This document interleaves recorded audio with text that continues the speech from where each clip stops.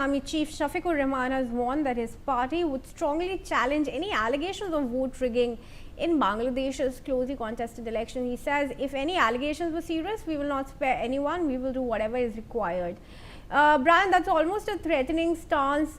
And what allegations really have come up? It's only 9:30 a.m. That the voter turnout has come out so far. Are there already some allegations of booth rigging there in Bangladesh?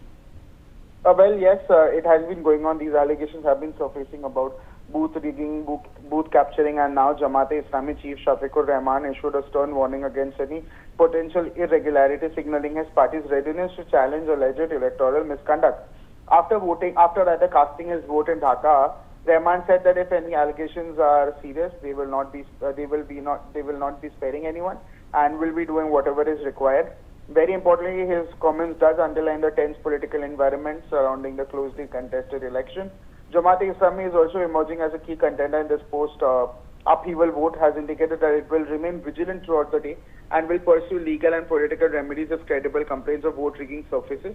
Very importantly, this statement also reflects broader concerns among opposition groups regarding transparency and fairness in the electoral process. Yes. All right, Brian, thanks very much for those details. And viewers, we now move on. Union Minister Kiren Rijiju has released videos of the commotion in Lok Sabha's chambers. In a social media post, Rijiju has stated, and I'm quoting, this is the illegal video clip taken by a Congress MP when 20 to 25 Congress MPs entered the chamber of Honorable Speaker, abused him and threatened Honorable Prime Minister. Our party believes in debate and discussion and never encourage MPs to threaten physically. Viewers, let's see what Rijiju has stated.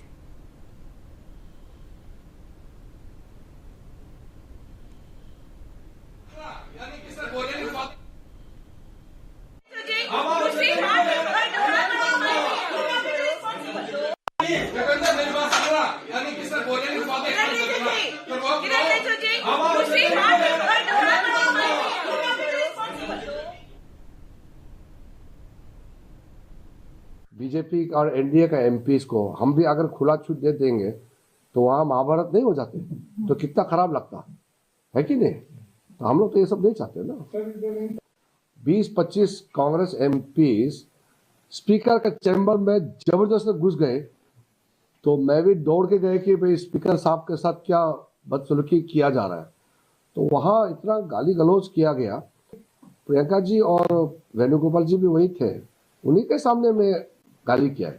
Venugopal जी और प्रियंका गांधी जी ने गाली नहीं दिया, उनके मौजूदगी में Congress MPs लोग ने बहुत गाली दिया और कहा कि प्रधानमंत्री, देश का प्रधानमंत्री का हम लोग क्या करता है आप लोग देखो, प्रधानमंत्री जब आएंगे सदन में उसके साथ क्या करता है आप लोग देख लो, ऐसे दिया है। ऐसे बात करने का बाद वो रिकॉर्ड भी हुआ है उसका जो घटना है। हम तो इसको कहना नहीं चाहते थे, लेकिन अब कांग्रेस बार बार झूठ बात बोल रहे हैं तो हम लोग इसलिए बताया कि हम लोग ने कितना संयम के साथ काम किया है।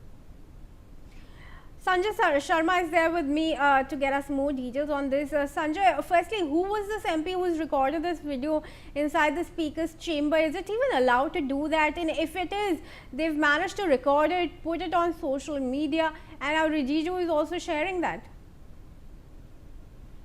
देखिए, संसद में जिस तरीके से लोकसभा स्पीकर के चैम्बर में घुस करके लगभग 25 से 30 सांसद कांग्रेस के विपक्षी दलों के गए थे, उन्होंने हंगामा किया था, स्पीकर को अपशब्द कहे थे, तो वो वीडियो अब लीक हो रहे हैं और वो उस वीडियो में सामने आ रही चीजें कि किस तरीके से स्पीकर ओम बिरला के खिलाफ उन्होंने अपशब्दों का इस्तेमाल किया था। साथ ही साथ लोकसभा में जो हंगामा करने की कोशिश की थी, किस तरीके का हंगामा था, किस तरीके की साजिशें रची जा रही थी, प्रधानमंत्री को रुकने की कोशिश हो रही थी, तो वो सारे के सारे इश्यूज थे, उन पर वीडियो रिलीज हुआ है, वीडियो लीक किए गए हैं। तो अब इस चीज में सामने आ रही है कि क्या क्या हुआ था उस दिन और क्यों उसके कारण स्पीकर ओम बिरला इतने नाराज थे। जब उनके खिलाफ जब रिजोल्यूशन लाया गया विपक्ष के द्वारा तो उन्होंने फिर सदन में आने से मना कर दिया। उनका कहना था कि जब तक रिजोल्यूशन पर कोई फैसला नहीं होता तब तक मैं सदन में भी नहीं आऊंगा। तो ये इशू अभी भी लगातार बरकरार है और उसके वीडियो भी अब सामने आ रहे हैं।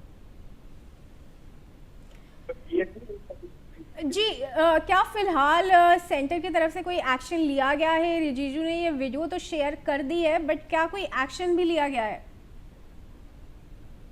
देखिए, पहले तो अब रिजोल्यूशन पे चर्चा होगी, रिजोल्यूशन पे चर्चा होने के बाद में ही इस पर कुछ चीजें होंगी कि क्या इन सांसदों पर के खिलाफ कोई कार्रवाई हो, कुछ एक्शन हो, क्योंकि इसी तरीके की कार्रवाई पहले भी 8 सांसदों के खिलाफ की गई है जिन्होंने लोकसभा में इस तरीके की नारेबाजी की थी, असेंबली पर पहुंच गए थे, पर्चियां फेंकी थी। तो 8 सांसदों को पहले से ही सदन से निलंबित किया जा चुका है पूरे संसद के बजट सत्र के लिए। तो 8 सांसद पहले से ही बर्खास्त से निलंबित हो चुके हैं पूरे संसद के बजट सत्र के दौरान के लिए। तो अब देखना होगा कि जो सांसद जो अभी भी नजर आ रहे हैं, जो प्रधानमंत्री की कुर्सी तक पहुंच गए थे, सत्ता पक्ष ट्रेजरी बेंच तक पहुंच गए थे, उन सांसदों के खिलाफ क्या कार्रवाई हो सकती है, नियमों के अनुसार वो देखा जा रहा है। उस पर फिर रूलिंग चेयर देगी, यानी कि स्पीकर ही देंगे। जी संजय, बने रहे हमारे साथ। We are also now learning